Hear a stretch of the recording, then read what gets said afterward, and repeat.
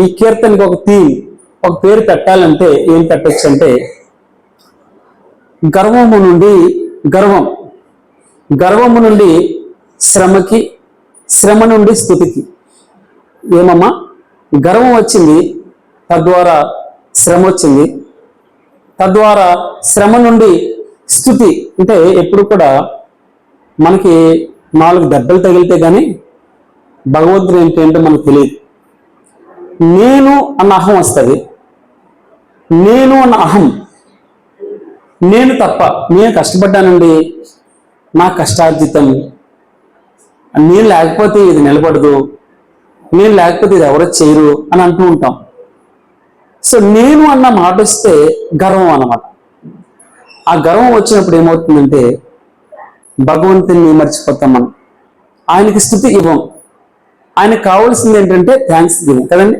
Thanks giving అంటే ఈరోజు మనం పెద్దగా మన హృదయపూర్వకంగా, మన హృదయంలో నుంచి వచ్చే చిన్ని తృప్తి, ఇంకొక విధంగా చెప్పాలంటే కృతజ్ఞత భావన, దాన్ని ఆరాధన అంటాం మనం.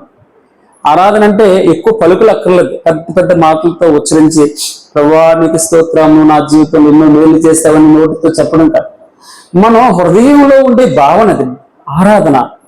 ఆరాధన అంటే ఎవరన్నా మన ఇంటికి వచ్చారంటే మనకి ఇష్టమైనటువంటి వారు మనకి గుండె నిండా, ఒక పాట ఉంటుంది కదా, గుండె నిండా వేసి ఉంటే కన్నీళ్ళే ముచ్చాలని. అంటే ఆయన మనలో ఉంటే మనకి ఆరాధన భావన వస్తుంది. ఎవరైనా మనకి ఆప్తులు అంటే ఇష్టమైనటువంటి వారు మన ఇంటికి వస్తే ఎంత ఆర్ద్రత బాగుంటుందో, అలాగనే భగవంతుని సన్నిధికి మనం వచ్చినప్పుడు ఆయనకు కృతజ్ఞత చెల్లించేటప్పుడు ఆర్ద్రత భావన, లేదా ఇంకొక విధంగా చెప్పాలంటే కృతజ్ఞత భావన మనకి ఉండాలని భగవంతుడు ఇష్టపడుతున్నాడు. ఆరాధన అంటే మన హృదయంలో జస్ట్ ఆయనకి మనస్ఫూర్తిగా స్తుతితో హృదయం నిండిపోవడం.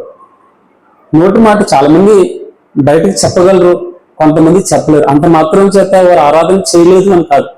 ఆరాధన అనేది జస్ట్ మీరు అక్కడ కూర్చున్నారు, ప్రభువా నీకు మనస్ఫూర్తిగా కృతజ్ఞత స్తుతులు చెల్లిస్తున్నానని మనసులో ఉండే భావనే ఆరాధన. ఈ రోజున భక్తుడు 30వ కీర్తన ద్వారా కొద్ది నిమిషాలు మనం ధ్యానం చేయబోతున్నాం. తద్వారా మనం వ్యక్తిగతంగా భగవంతుని ఆరాధించేద్దాం.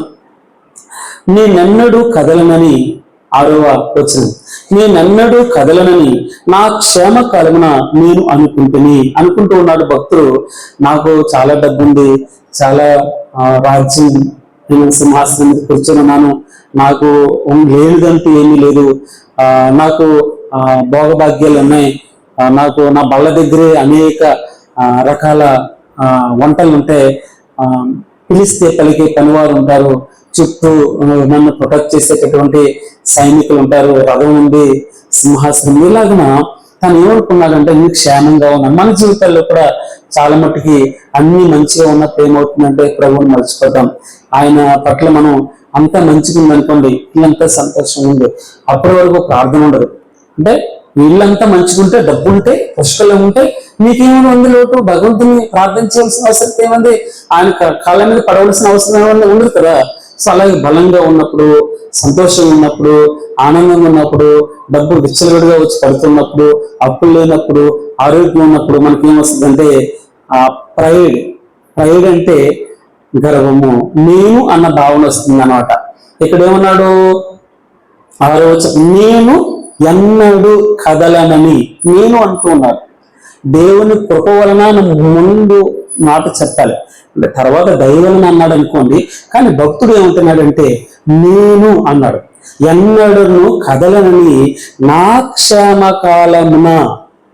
అంటే కష్టం వచ్చినప్పుడు అనుకోవట్లేదు, నేను క్షేమంగా ఉన్నప్పుడు నాకు ఇంకా ఆపదే రాదు, నాకు అలసటే రాదు, నాకు బాధే రాదు, నా మీదకి శత్రువే రాడు అని అనుకుంటూ ఉన్నాడు.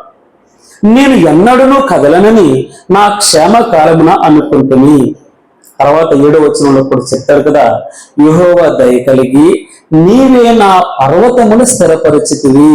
పర్వతం అనగా నా శరీరమును స్థిరపరిచావు, నా రాజ్యాన్ని స్థిరపరిచావు, నా చుట్టూ నువ్వు కంచిగా ఉన్నావు, నా పర్వతం కదలకుండా ఉంది, ఈ ఇల్లు కదలకుండా చేశావు. గనుక తను ఏమనుకుంటున్నాడంటే క్షేమ కాలమున నేను ఎన్నడూ కదలనని క్షేమకాలమున, నా క్షేమకాలమున అనుకుంటుని అన్నాడు. తర్వాత ఇక్కడ ఏమైంది, ఇంకొక విధంగా చెప్పాలంటే జస్ట్ మనసులో ఒక ప్రైడ్ వచ్చింది. ప్రైడ్ అంటే గర్వం వచ్చింది.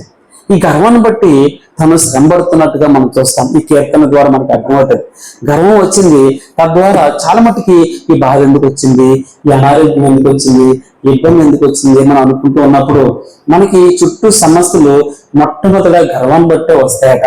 భక్తులు చెప్పేది ఏంటంటే, నేను అన్న అహం వచ్చింది, నేను ఎంతో కష్టపడ్డానండి, నా బిడ్డలు నా రక్తం చెమట వచ్చి రక్తాన్ని చెమటగా మార్చి నా ప్రయాస అండి, నా కష్టం అండి, ఎంత సంతోషంగా మా కుటుంబం ఉందంటే నేను అన్న అహం వచ్చినప్పుడు, నేను డబ్బు ఖర్చు పెట్టాను, నేను శ్రమపడ్డాను, నేను ప్రార్థన చేస్తున్నాను, నా వలన ఇది అన్నాం అనుకోండి, భగవంతుడు ఏం చెప్తాడంటే శ్రమని నేను ముందర పెడతాను. మీకు భగవంతుని యొక్క గొప్పతనం తెలియాలంటే నీ క్షేమకాలన, నా క్షేమకాలన నేను పర్వతం వల్లే ఉన్నాను, కదలకుండా ఉన్నావు అని నువ్వు అనుకుంటున్నావే, నీకు బాధ రానంత వరకే, నీ కష్టం రానంత వరకే భగవంతుడు అంటే ఆయన శక్తి ఏంటంటే నీకు అర్థమవుతూ ఉంటుంది. అందుకే ఈ రోజున ఇది ఆయనది, వెండి ఆయనది, బంగారం ఆయనది, ఆయువు ఆయనది, ఆయుష్ ఆయనది. ఇది ఆయన చాలా మటుకి మనం 104వ కీర్తనలో మనం చెప్తాం, నీవు దయ కలిగి తండ్రి, నువ్వు గుప్పులు విప్తే వాటిలో నుంచి, గుప్పులు విప్పుగా వాటిలో నుంచి మంచి వాటిని తీసుకుని తృప్తి పడతాం ప్రభు అంటున్నాయి. సింహపు పిల్లలు గర్జన చేస్తున్నాయట, బలంగా ఉన్నాయట, అయినా కూడా దేవుడి చేతిలో నుండి తమ ఆహారమును తీసుకొని చూచుచున్నామని వ్రాయబడి ఉంది. అందుకే ఇదిగో ఆకాశ విశాలం, విశాలం అంటే ఇదిగో ఆ జలరాశుల నిండా ఎన్నెన్నో చిన్నవి ఉన్నాయి, పెద్ద ఉన్నాయి, జలరాశులు అన్నీ ఉన్నాయి, జీవులు ఉన్నాయి, అన్ని కూడా ఆయన దయకరం కనిపెడుతున్నాయట. ఒకవేళ నువ్వు గుప్పులు విప్తే ప్రభువా, వాటిని మంచి వాటిని నువ్వు తృప్తి పడితే, నువ్వు గుప్పులు బిగబడితే, నువ్వు వెనక లాగేసుకుంటే, ముఖం మరుగు చేసుకుంటే, కలకి చెందితే ప్రాణం ముడిస్తాయని రాయబడింది. అంటే ఉదాహరణకి సింహమంతా గడ్డ జీవి, సింహమంతా గొప్ప జీవి, బలమైనది కూడా దేవుని యొక్క శక్తి మీద ఆధారపడుతుంది. ఇక్కడ చిన్న మిస్టేక్ జరిగిందో ఎలా జరిగిందో తెలియదు, కానీ భగవంతుడు ఈ పరిశుద్ధాత్మ ద్వారా మీ కొరకు నా కొరకు రాయించిపెట్టినటువంటి ఈ 30వ కీర్తనలో గర్వం అనేది ఇక్కడ మనకి కనబడుతుంది. తద్వారా రెండవది ఏమవుతుందంటే, ఆయన రెండవది గర్వం నుంచి ఎక్కడికి వచ్చాం మనం, గర్వం ఏమవుతుంది, భగవంతుని యొక్క కోపం, ఆయన గర్వాన్ని ఇష్టపడ్డాడు. అందుకే యాకోబు భక్తులు ఏం చెప్తారంటే, గర్వము ముందరే నడుస్తుందట, కోపం ముందరే గర్వం ఉంటుందట, గర్వం తర్వాత ఏమొస్తుంది, మరణానికి అంటదట, పాపమునికి అంటదట, పాపం మరణానికి అంటదట. ఇలా స్టెప్ బై స్టెప్ గర్వం అని బట్టి మనం చివరికి ఏమెళ్తుంది, మరణపు దిశకి వెళ్తుంది. రెండవ మన మాట చూస్తే 5వ వచనంలో ఆయన కోపము అని రాయబడింది. ఆయన కోపము అంటే నిమిషం మాత్రం ఉన్న తర్వాత ఆయన కోపం వస్తుంది ఆయనకి. తర్వాత 3వది చూస్తే యెహోవా పాతాళములో నుండి నా ప్రాణం, అంటే పాతాళంలోనికి నా ప్రాణం పోయింది, పాతాళంలోనికి నా ప్రాణం దిగిపోయింది, గోతిలోనికి దిగిపోతుంది, అంటే దిగడానికి సిద్ధంగా ఉంది. ఇక్కడ ఏమవుతుంది, మొట్టమొదట ఆయన కోపపడుతున్నాడు. ఓకే, నిమిషం మాత్రం ఉండనే 10 నిమిషాల తర్వాత ఆయన కోపం అయితే ఉంది, అక్కడ గర్వపడ్డాడు. రెండవది ఆయన కోపం వచ్చింది. మూడవది ఆ భక్తునికి కష్టం వస్తుంది. ఆ కష్టం ఎంత వచ్చిందో తెలుసండి, పాతాళము వరకు వెళ్ళిపోయింది, తర్వాత గోతి వరకు, మరణం వరకు వెళ్ళిపోయాడు. ఇప్పుడు ఒకటి గర్వం వచ్చింది, రెండవది కోపం, దేవుడు కోపడ్డాడు, మూడవది మరణం అంత కష్టం వచ్చింది, నాలుగవది ఇప్పుడు ఏం చేస్తున్నాడంటే మరి చూడండి, నాలుగవది ప్రార్థన చేస్తూ ఉన్నాడు. 8వ వచనం, యెహోవా నీకే మొరపెట్టుకుని నా ప్రభువును బతిమాలుకుంటుని. 10వ వచనం కూడా చూద్దాం, యెహోవా ఆలకింపుము, నన్ను కరుణింపుము, యెహోవా నాకు సహాయకుడివై ఉండుము. ఇక్కడ ప్రార్థన చేస్తున్నాడు. ఇప్పుడు చివరగా ఏమవుతుందంటే, మొదటి వచనంలో చూడండి ఏం జరిగింది, యెహోవా నా శత్రువుల. తర్వాత ఏం జరుగుతుందంటే, ఈ ఈ ఈ దీన స్థితిని చూసి, ఈ భేద స్థితిని చూసి ఒకప్పుడు చాలా వెలిగింపబడ్డాడు, చాలా గొప్పగా ఉన్నాడు, ఈ రోజున చిరికిపోయాడు. ఈరోజు అప్పుల పాలైపోయాడు, అనారోగ్యం వచ్చింది. ఇప్పుడు శత్రువు సంబరం చేసుకుంటున్నాం. చూసారా, భలేగా అయింది, చాలా చక్కగా అయింది నేను అనుకున్నాను, అలాగే అవ్వలేడికి అని చప్పట్లు తెరుస్తున్నారు, పక్క నవ్వుతున్నారు. శత్రువు సంబరపడుతున్నాడు ఇంకో విధంగా చెప్పాలంటే. అందుకే భక్తుడు ఏం చెప్తాడంటే, యెహోవా నా శత్రువులను నా విషయమే సంతోషింపలేక నీవు నన్ను ఉద్ధరించిన. ఈ మాట ఎప్పుడు జరుగుతుందంటే ప్రార్థన చేశాడు భక్తుడు. మొట్టమొదటిగా తన హృదయంలో గర్వం వచ్చిందండి, దాని తర్వాత కష్టం వచ్చింది, దాని తర్వాత అది మరణం వరకు దిగిపోయింది. దాని తర్వాత ప్రార్థన చేస్తున్నాడు. అంటే కష్టం తర్వాత మరణం వచ్చింది, తర్వాత ప్రార్థన చేస్తున్నాడు. ప్రార్థన చేస్తుంటే ఇప్పుడు శత్రువు సంబరాల నుంచి, శత్రువు మన మీద వెకిలి నవ్వులు ఉంటాయి, వాటన్నిటి నుంచి మనల్ని విడిపించి వదిలించడని దాని తర్వాత కలిగేటటువంటిదే స్థితి. అది 30వ కీర్తన. కూలంకషంగా మనం చెప్తే ఏమనుకుంటాం మనం, ఇదిగో ప్రైవేట్ టు ప్రైజ్, మనం గర్వము నుండి స్థుతికి నడిపించినటువంటి కీర్తన.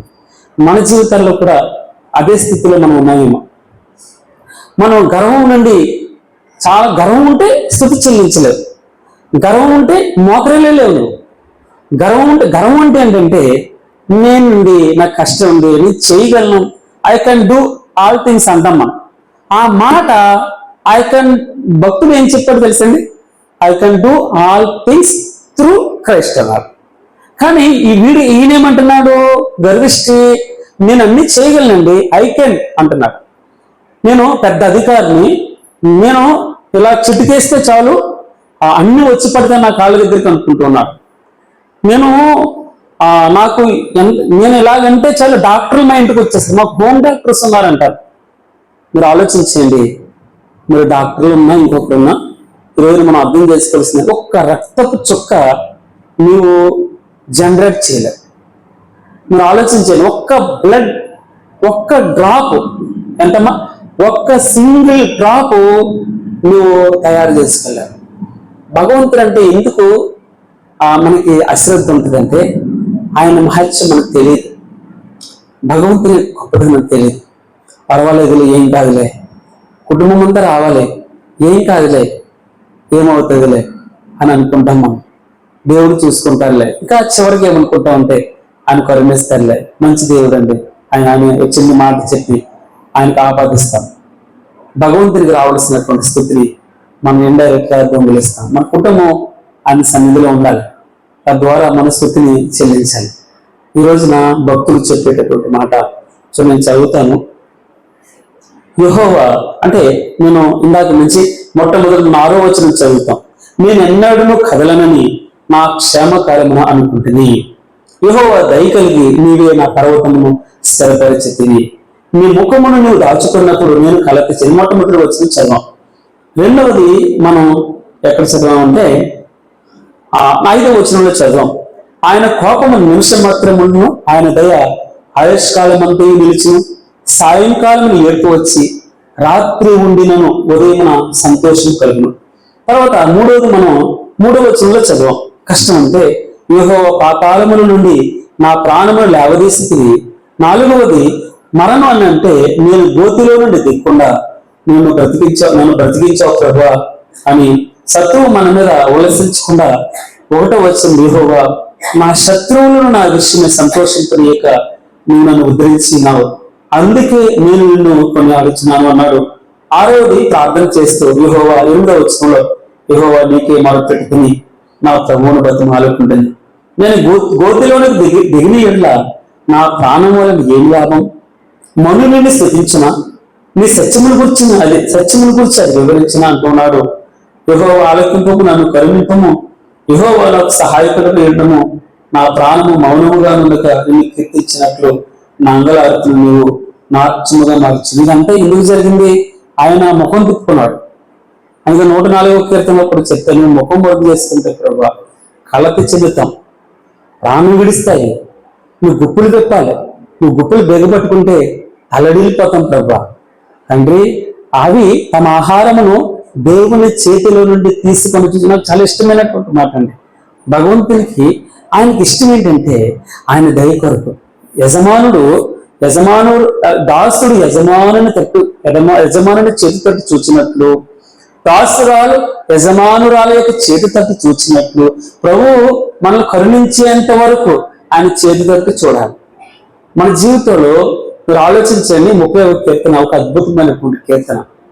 అనేక సార్లు ఈ మాటలు మీకు ఏమి ఇష్టం అని అడిగాను అనుకోండి, మీరు ఎన్నెన్నో చెప్తారు. ఇక్కడ ప్రతి వచనాన్ని ఉచ్చరిస్తారు. చాలా మటుకి చాలాసార్లు నేను ఎక్కడన్నా వెళ్ళినప్పుడు అడుగుతూ ఉంటాను, అమ్మ ఈ 30వ కీర్తన మీకు ఇష్టమైనటువంటిది ఏమిటి అన్నారు అనుకోండి, వారు ఎక్కువ నాకు ఏం చెప్తారంటే సమాధానం 11వ వచనం చెప్తారు. ఏమని?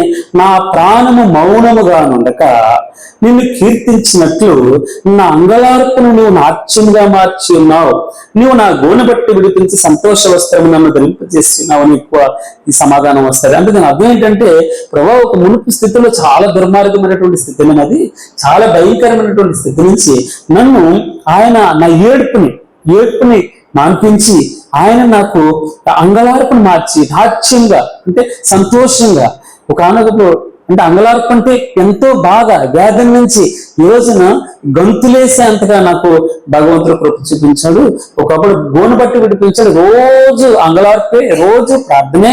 ఈ రోజు నాకు సంతోష వస్త్రాన్ని, తెల్లని వస్త్రాన్ని ధరించి దేవుని సందులో నన్ను నిలబెట్టాడని చాలా మటుకు చెప్తూ ఉంటారు. చాలా మంది ఇంకా ఏం చెప్తారంటే, ఇంకా 5వ వచనం చెప్తారు, ఆయన కోపము నిమిషం మాత్రమును ఆయన దయ ఆయుష్కాలమంతి ఉంటాయని చెప్తారు. ఏమన్నారమ్మా?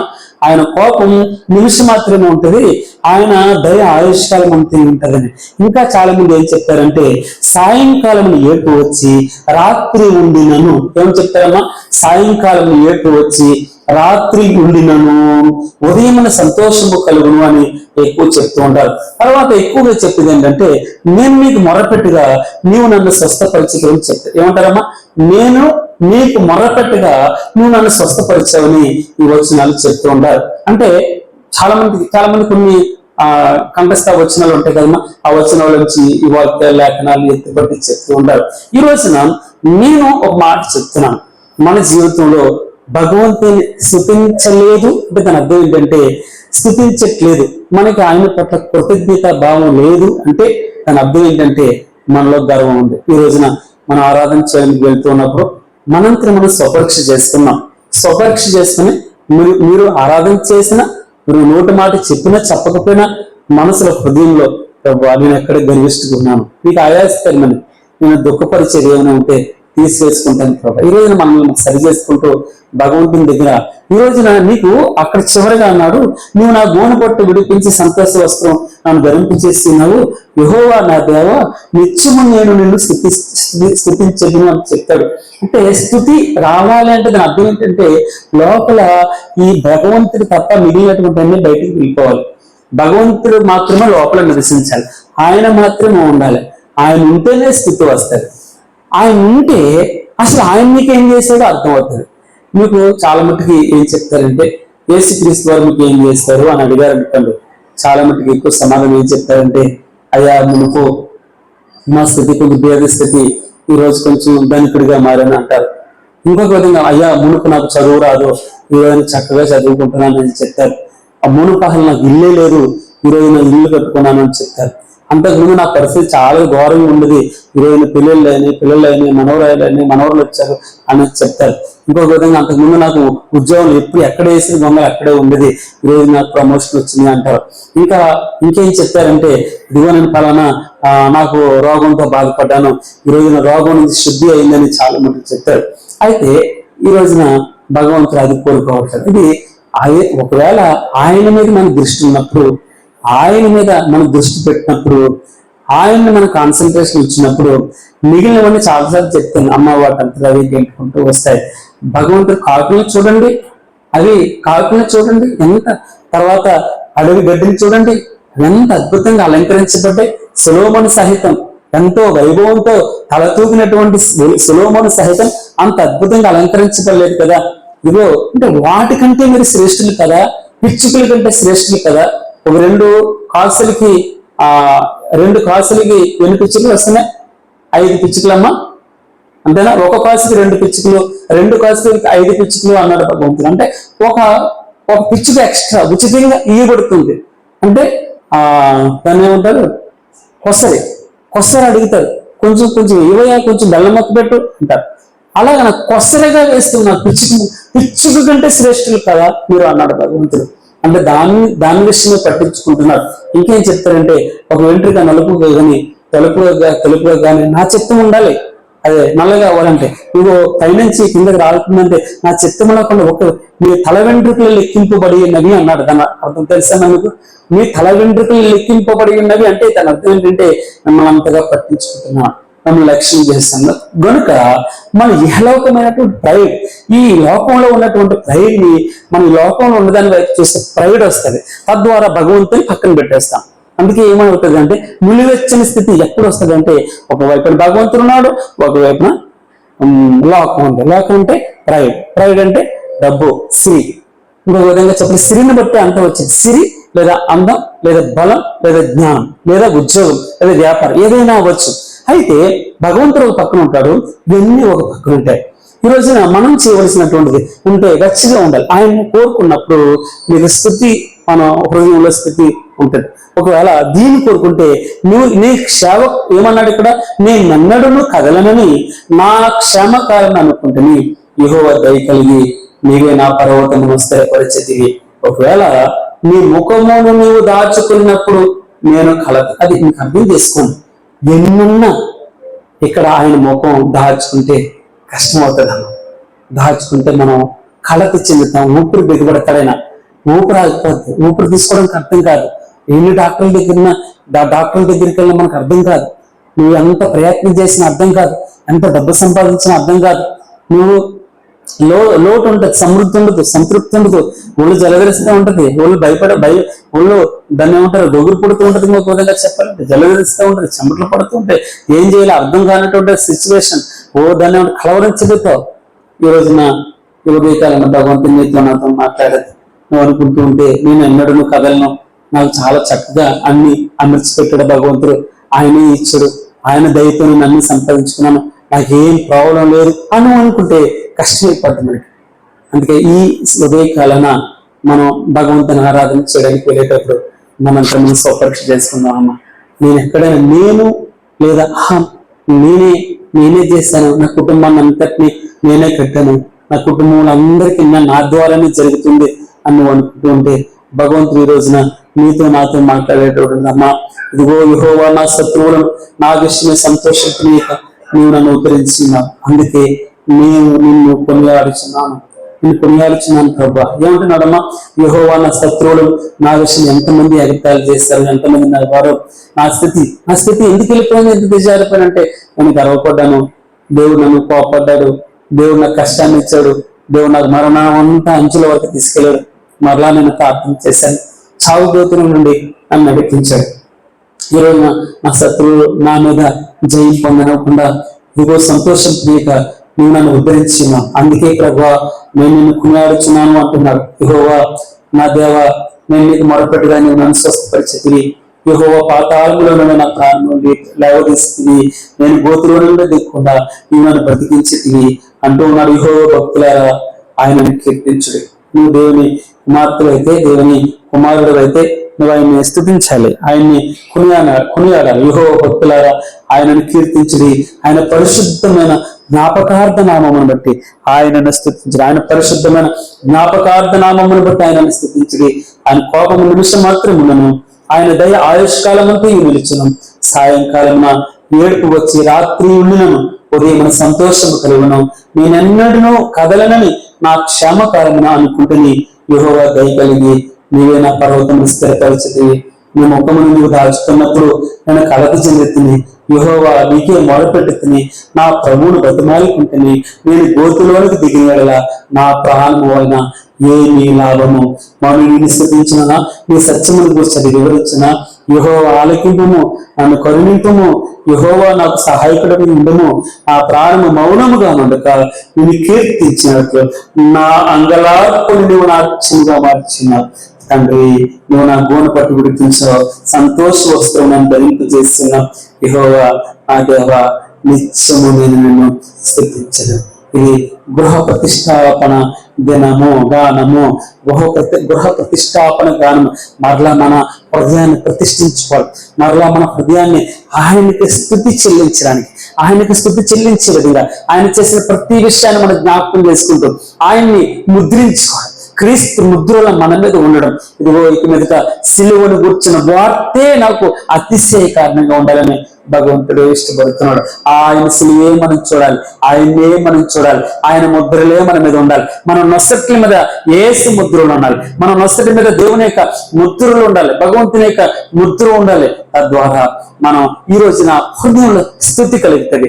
అందుకే ప్రేమెట్టుదో, నేను ఎప్పుడు చెప్తూ ఉంటాను మీకు, ప్రేమెట్టుదో మీకు అర్థం కావాలంటే మొదటి యోహాను పత్రిక 3:16 చెప్తాడు, ఆయన మన నిమిత్తము తన ప్రాణము పెట్టను గనుక దీని మూలముగా ప్రేమ ఏంటిదో మనకు అర్థమవుతుంది. దేవుణ్ణి స్తుతించడానికి దానికంటే వేరే కారణం ఏమి లేదమ్మా.